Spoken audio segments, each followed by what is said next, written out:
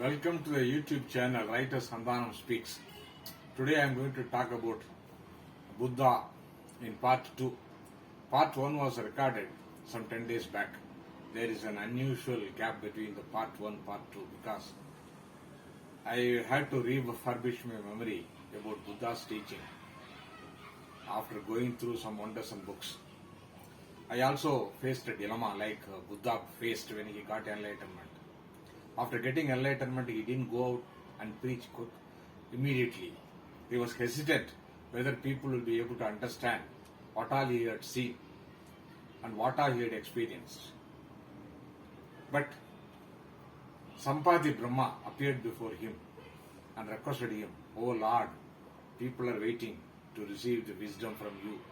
Please go and preach the wisdom that you had experienced." Then only Buddha went first to the Kasi, where his old 5 friends were there, and he preached the middle path. That is, if you are fasting or if you are indulging in excessive enjoyment, you will never arrive at the truth. So that became the middle path and first sermon of Buddha. Now, I am going to briefly talk about the essential items or essential teachings of Buddha within the limited 10 to 15 minutes. Buddha smiled at me, part 2. No religion has been understood and admired as well as misunderstood and misinterpreted all over the world like Buddhism. While the layman understands as to what the 6th century BC born Buddha had said, namely, the root of all human suffering is desire, the highly learned are not satisfied with the simple truth of Buddha's teachings, covering half a century of his life on attaining enlightenment under the Bodhi tree. These erudite scholars down the line have built massive structures and have written tons of books on Buddhism. We are still counting them. More the books on Buddha, more views there are, mostly contradicting each other's view, creating as many interpretations. These kinds of intellectual intoxication and metaphysical mystery Buddha always criticized. On many of the metaphysical questions such as the origin of the universe, whether the Tathagata, the enlightened, exists after death or not, Buddha observed his golden silence. It is said that he kept silent without answering similar 14 questions as unprofitable. When once prodded by one Potapada, Buddha replied that all these metaphysical questions will not help one who overcome human sufferings. What would relieve man of his sufferings are the 4 noble truths and the 8-fold path. Hence, I am to briefly explain the 4-fold truths, noble truths, and some of the 8-fold paths. Since I am no scholar and interested only in the mitigation of sorrow, and if lucky to be freed from rebirth and not to get caught in this vicious circle, which is nothing but suffering. Is not our Thiruvalluvar, the Tamil poet who succinctly put the teachings of Buddha in one couplet? Vendungal vendum piravamai, matra adu vendamai vendavarum. Meaning, if you aspire for one thing in life, aspire for not to be reborn. This wish will be fulfilled if you do not wish anything else. With this written introduction, let me see whether I could, with Buddha's benediction, confine myself to these essential teachings within the limited time of 15 minutes or so.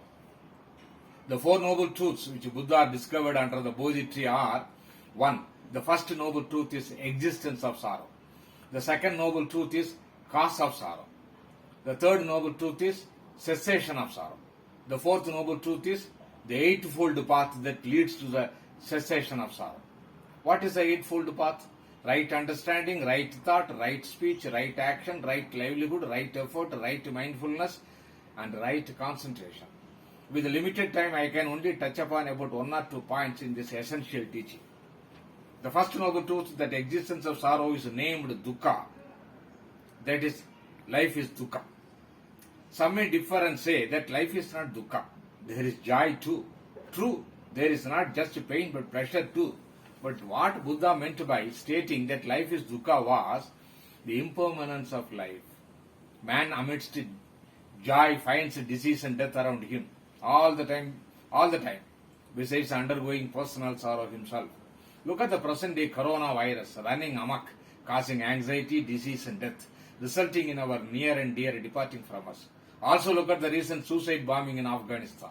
Man's life is a journey from babyhood to youth, to old age, to disease, and finally death. At every path of man's above state, one is a witness to the permanent truth of the impermanence of life. Here, the Tamil sage Thaimanav's song on the impermanence of life is worth quoting. கண்டார் நகைப்புறும் வாழ்க்கை இரு கண்காண நீங்கவும் கண்டோம் துயில் கொண்டார் போல் போனாலும் போகும் இதில் குணமேது நலமேது கூறாயினும் என் தோழி. Oh friend, please tell me, is there any virtue when one sees this laughable life passing away like a dream? Of course, the poet Thiruvalluvar, another disguised Buddha like Sankara, has composed a separate chapter of 10 couplets titled Impermanence, Nilayamai. One such couplet says, நாளென ஒன்று போல் காட்டி உயிரீரும் வாழ் அது உணர்வார் பெறின். If only one has a wisdom, he knows that every day is not an ordinary day, but indeed a sword that cuts off his longevity, unseen, day by day. Even the richest man cannot purchase his joyful youth that has gone by. The second noble truth is cause of sorrow, which is desire and its aftermath. The word desire has got many connotations. Buddha's desire does not include man's three basic needs like food, clothing, and shelter. Fulfilling them is one's natural duty, and no desire is involved in this. Even Buddha fulfilled it with the help of philanthropists like Anantapindika. But the word used by Buddha for desire was tanha, that is thirst. He explained this thirst as becoming, that is, becoming somebody else that one is not. It is nothing but craving and greed. Not satisfied with what he has, man aspires for the so-called higher status, which may include corrupt and immoral practices, ultimately ending in sorrow. The third noble truth is the cessation or elimination of sorrow. The cause, that is greed and craving, is to be eliminated if one is to be free from sorrow. Not only is the elimination of sorrow involved in this third noble truth, but on the elimination of the cause and effect of sorrow, what comes into being is Nibbana, that is Nirvana. Nibbana is in Pali, Nirvana is in Sanskrit, which is nothing but liberation and moksha, where further birth is extinguished. It is ultimate. Of all the four noble truths, the ending of sorrow and the beginning of Nirvana is the most difficult doctrine, that is Dhamma, to understand as propounded by Buddha. In some of his discourses, he gave a glimpse of this indescribable Nirvana, which is the ultimate state of liberation, and advised the monks to follow the eightfold path to attain this status. This Nirvana, as we understand, is a state where thought has no idea, language has no expression. But generally, the literal meaning of Nirvana is blowing out. The meaning of blowing out was explained by Buddha as the extinction of desire, hatred, and illusion. Again, to quote Thiruvalluvar, his couplet, Kamam Vegidi Mayakkam Immundan Namam Kedakkedum Noi. Valluvar considered these three as the cause of sorrow. U.G. Krishnamurti, whom I consider to be the modern Buddha, talked of this blowing out that happened to him in the Sanin Valley of Switzerland in 1967. He compared it to lightning, earthquake, and explosion. As a result, what man had thought, felt, and experienced had been flushed out of his system, that is, blown out of his system. And what remained was only the beat, the pulse, and the throb of life. He also echoed Buddha when he said, if there is no wanting, there is no thinking. So, the end of thirst, tanha, becoming for UG, came to an end. The same was experienced by another Tamil-speaking Buddha, namely Ramana Maharishi. The simile he used was that of an elephant entering a hut. All the three, Buddha, Yuji, and Ramana, were reborn into this world and became Jivan Muktas, freed from the sorrow and attained Nirvana. I did not meet the Pali-speaking Buddha, but met his English-speaking version UG and even touched him. He in fact also touched me back. Hence the state of nirvana is not a figment of one's imagination. UG and Ramana were a living proof of this state. Hence Buddha did not lie.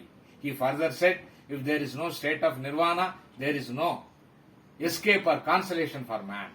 This nirvana is unmade, unborn, ungrown, and unconditioned. Strikingly, the Tamil sage Thirumolar has also sung a song echoing this nirvana when he spoke of the ultimate.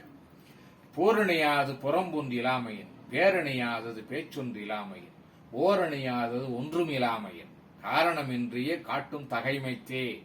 In short, the ultimate contains everything. It has no name and form. It is empty. It is causeless.